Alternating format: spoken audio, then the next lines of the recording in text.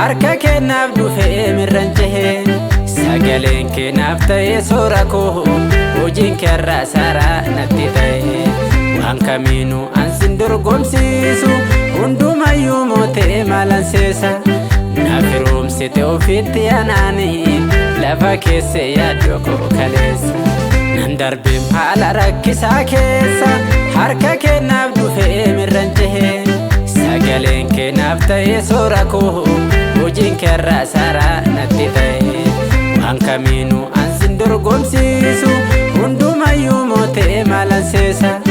na firoomsite ofitti anaanii lafa keessa yaaddoo koo kaleessa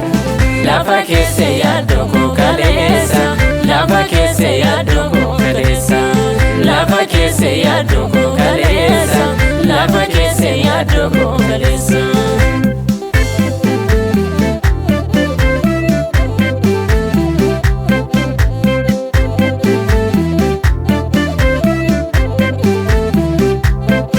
walitti buttaami safa goosi narraan fagaannee naa bira jirta lafee gargar jabee suphuu beekta jecha keetiin garaa nama jiista ani sinan argeem goota gaarii waan dubbattee duubaatti hin deebiftu siif jedhee marree yeroo yoo fixee sinan jajamaa na yellaasiftu kanaaf ofirrattaan si moosisa yoos gonfoon koo naaf sirraa naaf dhufaa asxaa moo'icha koo lol kaasee agarsiiseen dinaat karra cufaa namni siin buloomaa gad hin deemu simboon keerra jira hin xinnaatu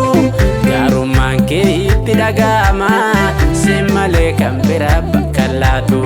siin malee kan biraa bakka laatu siin malee kan biraa bakka laatu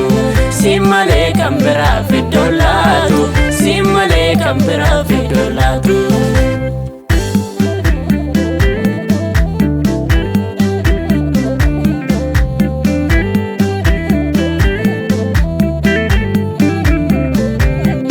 karaa cubbamoonni irra deemanii irraa kan hin deemne bifamaadha jettee erteettam jecha akkanaa hawwiin foonii si duurattamaadha sittana mana akkana laadhiise ansii filadhee sitti hirkadheera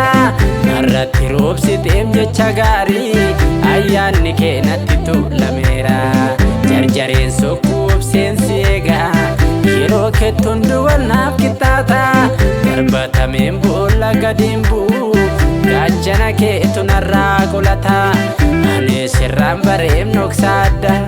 keessa koosaa keessitti agarsiisa